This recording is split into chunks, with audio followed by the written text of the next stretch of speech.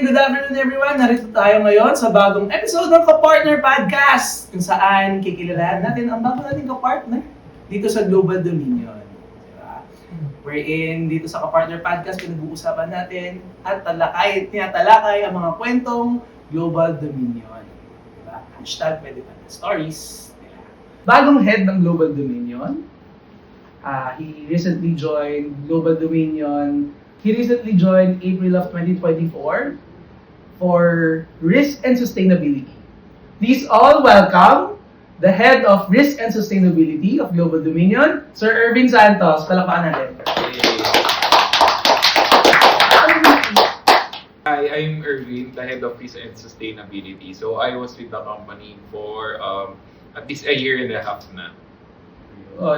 Sir Irvin, kasi siyempre, lahat naman dito sa Global Dominion kailangan pinapakilala ang mga visions per department. Yes. So, ano ba meron sa risk and sustainability ni Global Dominion? That's why we invited you here.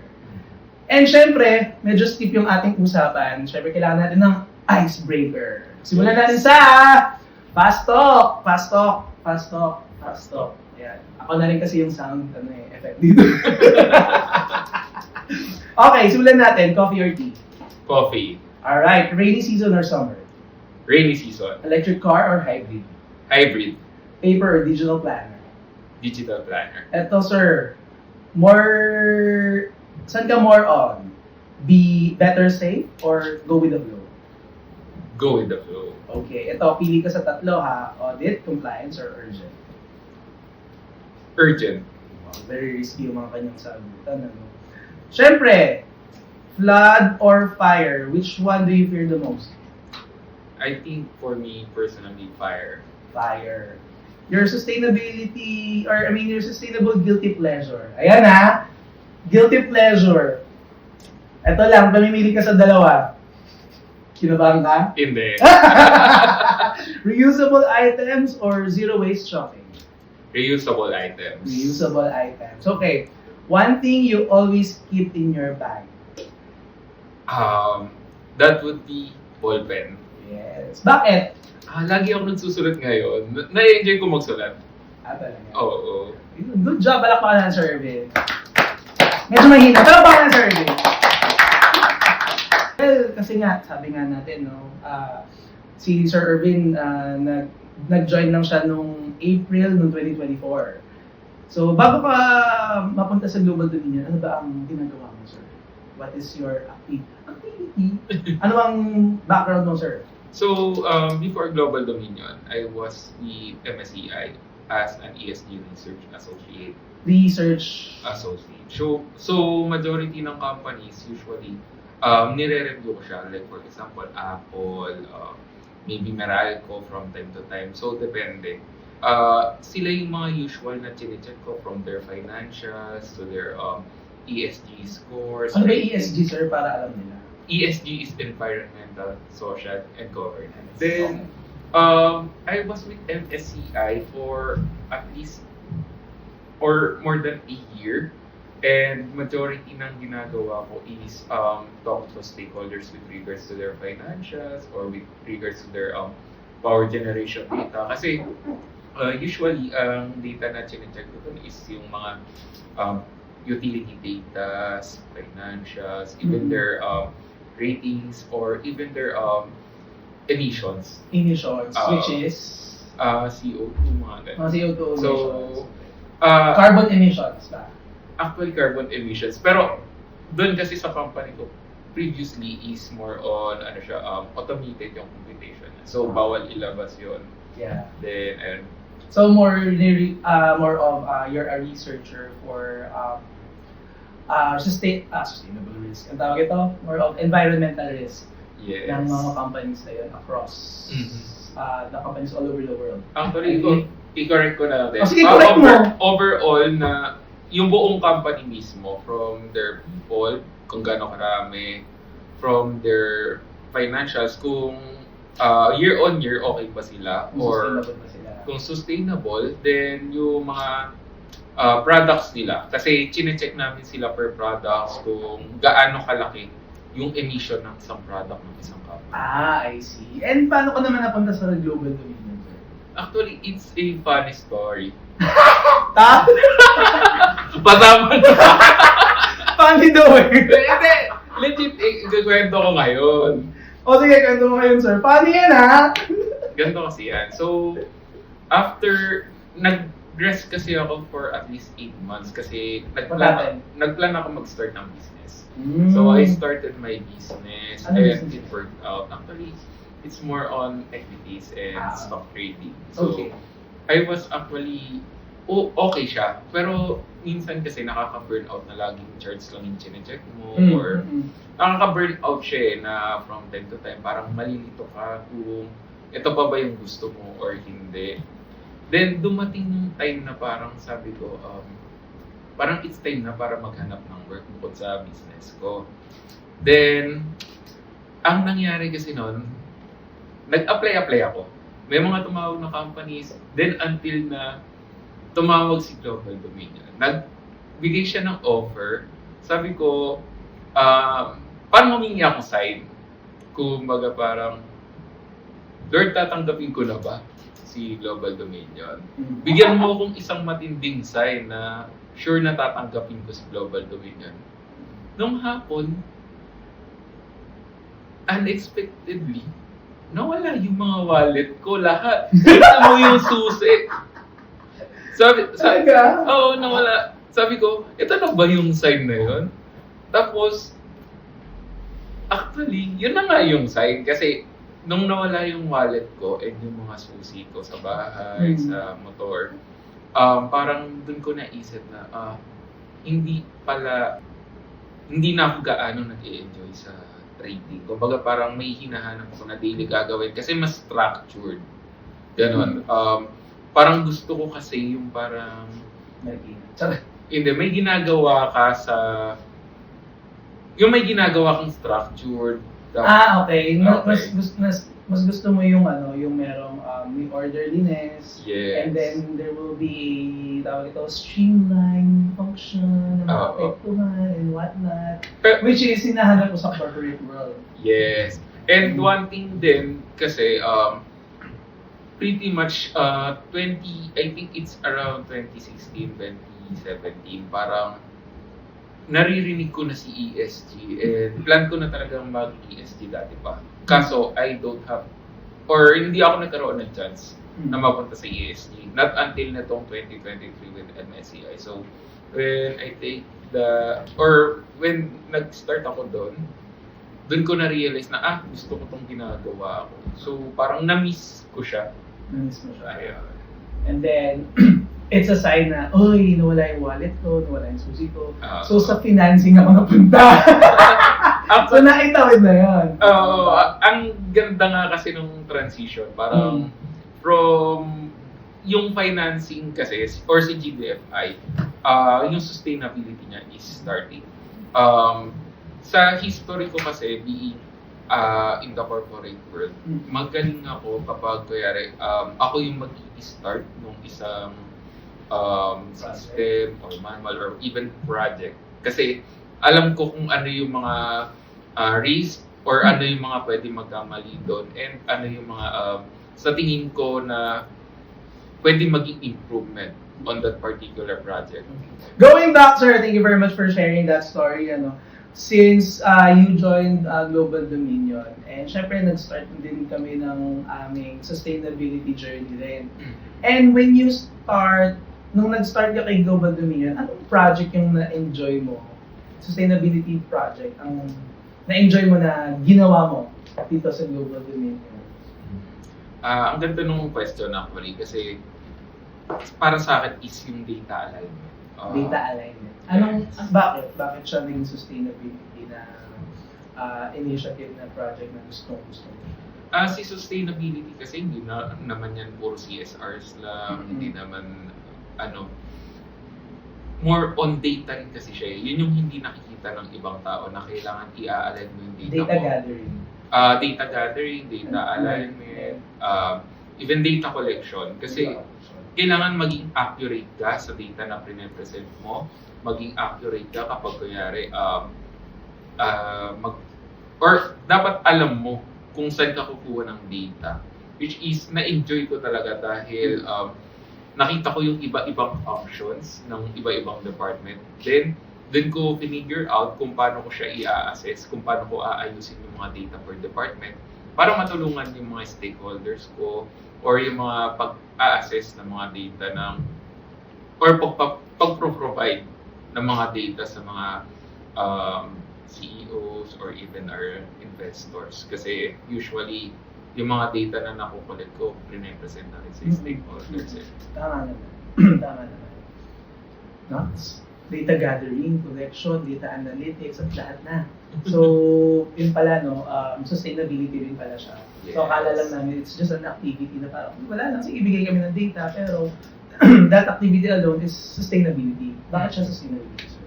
Actually, kung titignan mo siya on a global scale, yes, nakakapag-CSR yung iba. Pero kasi, i-compute siya at the end of the day. Doon tayo marerate ng isang company. Doon mo makikita kung ilan emissions mo siya monthly or ano yung dapat pag-focusan niya for improvement.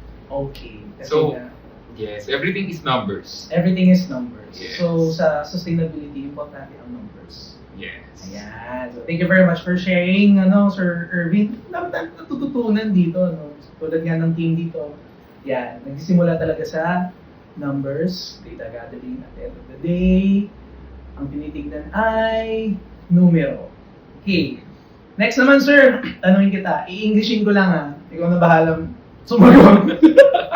Anong sustainability habit mo sa personal life na gusto mong i-share sa lahat? Bukod sa data gathering. Chismoso rin pala to si Sir, no? Gather ako ng data dito sa kapitbahay ko. Anyway, kidding aside. Sa akin, sustainability, bias ko talaga yung siguro yung reusing ng items. Before kasi, parang para sa akin, hanggat hindi siya naluluwa, ginagamit ko siya. So, maliban sa sapatos, guilty pleasure ko yun. Parang guilty rin ako yung sira na rin sapatos ko. Ayun. So, parang nire-reuse ko hanggang magamit na yung full life expectancy ng isang gamit. Para lang to ensure na yung carbon footprint ko as a person is very limited lang. Kasi, hindi naman kasi ako yung parang nagpo-focus na bilhin ng bago tapos hindi gagamitin. Correct. Ang hirap kasi na kunyari sa environment, parang siya ang daming nasasayang. Yun yung right term.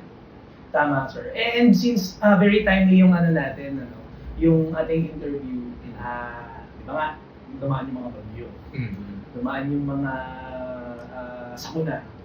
So, ano bang sa tingin mo yung nagkulang sa atin as a community? What went wrong? What do you think? Akin? Kasi, di ba, yung scale nung, hindi naman siguro sobrang baha nito. Di ba? Kung wala namang ganitong activity sana yung mga tao. Ano yung sa tingin mo? As a community or as a whole, parang sa akin, uso kasi dito sa Pilipinas yung tingi-tingi. Which is, for me, dapat hindi. By in bulk, kung kaya. Dahil kung mapapansin mo, kapag nagbabaha, yung mga tingi-tingi, sila yung nagbabara Yung like shampoos, mga sabon na nasa plastic, or even yung mga nasa karton. Pagka makikita mo sa baha, sila yung nag-clap-clap ng mga kanal natin. Pero kasi sa ibang bansa, yung mga sustainable countries talaga, makikita mo na they buy in bulk, tapos bihira lang sila sabihin na natin bihira lang sila bumili, pero pagka nagtapon sila, talagang maganda yung waste management. Actually, ayun din, sa waste management nagkulang tayo. Waste management. Yes. To answer specifically, it's waste management. Specifically waste management. Pero gusto ko lang ma-point out din kasi talaga yung tingi-tingi. Dahil isa yan sa common problem talaga natin. Yes. Okay. So natin, sir, what's the most unexpected or unusual risk you've ever had to manage? Whether kay Global Dominion man yan, personal life, sa dati pa, can you share a bit? A glimpse. Sa akin kasi personally, parang may pagka-overthinker talaga ako. I think it's part of being under the RISE and sustainability. Gusto ko, nakikita ko as a whole bago ako mag-decide. So, one key important or one memorable or one important thing kapag nagde-decide ako sa lahat ng risk na kinakaharap ko is I need to ensure na alam ko kung ano yung consequence. Kasi gusto ko alam ko kung ano yung mga pwedeng mangyari sa lahat ng decisions ko. So, inaalam ko muna lahat ng mga pagpipilian or scenario na yun yung pipiliin ko. Have you ever had a financial risk or unexpected situation financially na talagang tumatak sa'yo na ayaw mo na talaga siyang balikan? Nakita mo na siya pero nangyari siya kasi mali yung decision. Have you ever had any... Yes, I'm gonna share it. Okay, sige. So, actually sa trading, may risk management din. Okay. So, dumating yung time na hindi ako nakapag-risk management. I think... Nakaligtaan mo siya ang gawin. Actually, hindi. Nagpaka-greedy ako. Ayan, greedy siya. Greed is bad. Mm. So, ayun. Alam nyo na. Doon sa trading na yun, I think, tama lahat ng parameters ko. Pero, or tama lahat ng mga questions or checklist ko, maliban sa isa. Yung isa na yon ang naging punto kung bakit nag-loss ako ng super laki. So, ayokong banggitin kung Oo naman din natin babanggitin. NDA. NDA to myself. To myself. Kasi, yung mga bagay na yun kasi, kailangan mahit mo muna lahat ng checklist mo kung I should go ba yun or pasok ba sa risk appetite mo. Kasi hindi naman lagi pasok sa risk appetite, pero susugal ka. Correct. Yan yung problema. Yun kasi, pasok siya sa risk appetite ko, pero dahil sa greed, parang tinodo ko siya. Hindi greed it's greedy. Being greedy. Greediness. Greediness. Ayan. So, yung pagka-take mo ng action to that is, naging sobra ka naman. Oo, yes. Kahit sabihin mong inaral mo siya, pero kung hindi talaga mapapanahon sa'yo yung mga ganap or mangyayari, or even yung may nakalagtaan ka lang isa sa risk awareness mo or even your risk appetite, ang laki ng chance na mag-lose ka, even sa decision making mo. Correct. Kasi may mga chances na okay, ni-review mo to, pero things can go wrong pa rin kahit tama yung pag-assess mo. Hindi naman lagi pagka na-assess mo siya, yun na yung mangyayari. Kaya I ensure siguro sa mga pangyayari sa buhay ko right now, yung ina-assess ko siya, then I could go na okay lang mag-loss, okay lang magkamali, basta pasok sa risk appetite. Basta pasok sa risk appetite. So may check and balance pa rin naman. Yes. Pero yung check, hindi lang siya naging balance during that time. Ayun. Pero seryoso, sir, real talk tayo, no? Sulit ba maglagay ng solar panel sa opisina? Dito, sa Jollibee Plaza condominium. Hindi. In general. Sulit ba siya? Sulit ba siya? Kung in general In general lang tayo, sir. Sige, hindi sa Jollibee Plaza. Hindi sa Jollibee Plaza. Sa mali mo, sa Mega Mall. Joke lang. Sulit ba siya? For me, yes. Hindi sa Jollibee Plaza. Alam naman natin yung setup ng building natin. Oo. Pero kung in branches, yes, ang ganda, ang laki ng tulong niya lalo na sa pag-ditipid sa kuryente, then sa pag-generate din ng mga power generation. So, I think that's a huge thing lalo na sa company. Kasi, And it, tawag ito, yung carbon emission ng kumpanya, di ba? yes. Na babawasan din. Kasi hindi ka na sa grid, hindi ka na nag-consume sa grid. Which is yung power noon is galing sa power generation through coal and petroleum, mga ganyan. It's more of, tawag ito, lessening the consumption through carbon emission, parang ganyan. Pero ang ganda rin kasi niya kung kunyari ipapasok mo yung mga solar panels sa each branches. Kasi localized lang naman yun. wala pa gaano nakakagat gawa ng ganung bagay. And Mm. it really helps the environment, lalo na for personal consumption or for business consumption ni GDFI. Hindi naman siya ibebenta mo. Kasi kung ibebenta mo, huge difference siya. Correct. Dahil, actually, alam ko may mga policies about dun sa pagbebenta. Correct. Then, I think, for personal use, sobrang okay niya, sobrang helpful sa overall consumptions. Ang laking tipid.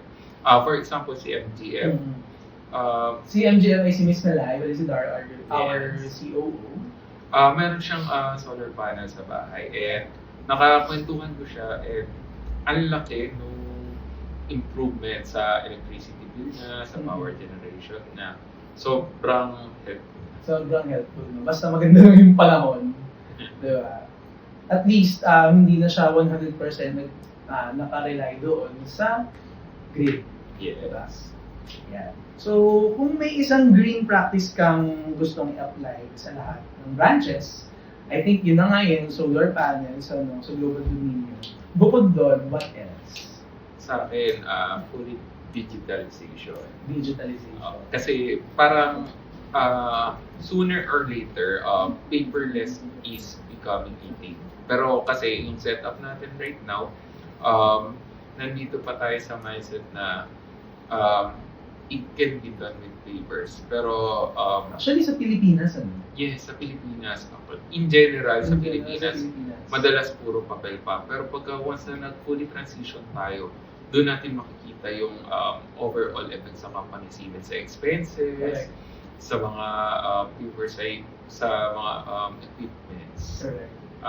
Sure na mababawasan. So, from manual to automatic. Automated. Electronic, di ba? Yes. So, soon will be 100% digitalized process. Charot! Like, kidding aside. Kasi, di ba, although doon naman, sa government naman talaga nisimula yan. Kaya pa nga, definitely. Meron lang naman isang mag-disrupt dyan and then everything will follow, di ba? So, soon, I think we are in a good path naman na through digital transformation. So, lahat naman ng natin, lahat naman ng activity natin, pang-up sa buhay dito sa global dominion when it comes to processes, ay ginagawa nating digital and electronic yung process. Kasi mas mabilis nga naman, kasi instant, di ba? Unless kung paper yan, nandiyan yung tao, pumuntahin mo pa doon, aabalahin mo pa. Unless kung electronic yan, di ba? Instant, papasok na yan, notification, uy, merong before approval, click, in one click, approve na. Yes. Or in one click, okay na, tanggap ko na yung yung kailangan ko matanggap from other department and whatnot, di ba? So, ganun siya kabilis. And Sir Erwin, punta na tayo sa end ng ating podcast. And sa end ng ating podcast, lahat ng mga ini-interview namin dito ay nagsishare ng kanilang hashtag pwede pala story. Sir Erwin, ano ang hashtag pwede pala story mo? Ang pwede pala story would be yung data storytelling. Kasi may data ka, pero kapag pre-present mo siya ng present lang, hindi mo kinakwento kung saan siya nagmula, paano siya sinurse. Parang sinabi mo lang, ito yung number, 30%, 5%. Ayun, ganun. Parang yung target. Parang as is lang siya. Paano ka makakapag-decide sa data na data lang siya? Hindi mo siya ini-storytell, hindi mo sinasabi kung saan siya galing, bakit siya ganito, or bakit ganito yung output niya. So, magtataka ka kung para saan yung data na yon. So, I think pwede pala kapag inayos mo yung data mo, i-storytell mo siya ng maayos. So, magkakaroon ka ng better output, better results, and better decision making. Ayun. Maraming salamat ka-partner Erwin Santos and ka-partner audience impact. Ka-partner audience palakpakan. Maraming salamat mga ka-partners sa ating episode for today and thank you very much and see you soon ka-partners. Bye! Paalam!